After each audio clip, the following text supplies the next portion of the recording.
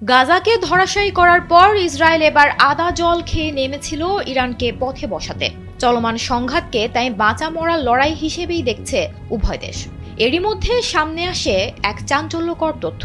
সম্প্রতি যুক্তরাজ্যের house of Commons একটি গবেষণা প্রতিবেদন প্রকাশ করে, যেখানে ইসরায়েলের গোপন পারমাণবিক অস্ত্র কর্মসূচির কথা সামনে আসে। এ প্রতিবেদন দশকের পর দশক ধরে চলে আসা কৌশলগত নীরবতা, কোনো চুক্তিতে আবদ্ধ না হওয়া এবং ইসরায়েলের অঘোষিত পারমাণবিক অস্ত্রের ওপর ন্যূনতম আন্তর্জাতিক চাপ নিয়ে বিস্তারিত তুলে ধরেছে। দীর্ঘদিন ধরেই বিশ্ব পারমাণবিক চিত্রে ইসরায়েল একটি অনন্য দেশ হিসেবেই পরিচিত।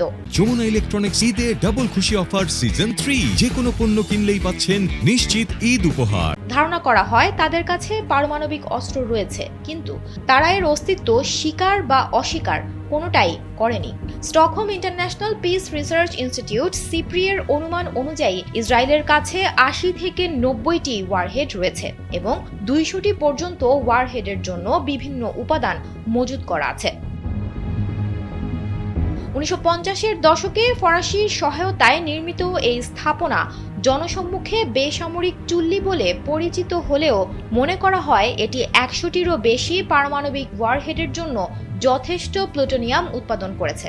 অথচ এর জন্য তাদের নেই কোনো আনুষ্ঠানিক স্বীকৃতি, আইনগত দায়বদ্ধতা বা আন্তর্জাতিক পর্যবেক্ষণ। এমনকি তথ্য প্রকাশ বা নিরস্ত্রীকরণের জন্য ইসরায়েলি প্রশাসনের ওপর ন্যূনতম কোনো কূটনৈতিক চাপও নেই।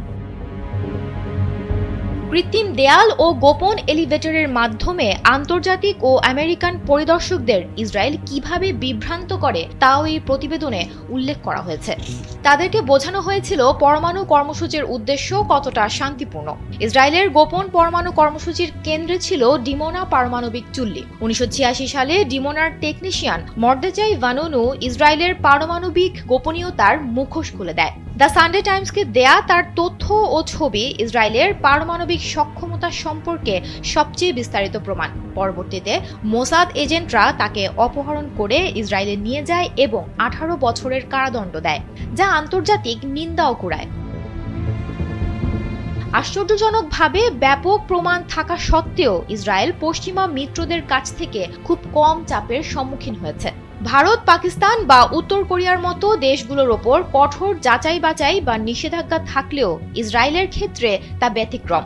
যুক্তরাজ্য নিজেও ইসরায়েলে সামরিক সরঞ্জাম বিক্রি অব্যাহত রেখেছে, যা তাদের নিরস্ত্রীকরণ নীতির সাথে স্ববিরোধী। প্রতিবেদনে আরও বলা হয়েছে, গোটা মধ্যপ্রাচ্যকে পারমাণবিক অস্ত্রমুক্ত রাখতে আরব দেশগুলোর প্রস্তাবে বারবারই বাধা দিয়েছিল ইসরায়েল। তুর্কি সংবাদ সংস্থা আনাদুলু এজেন্সির প্রকাশিত প্রতিবেদনে এসব তথ্য উঠে এসেছে।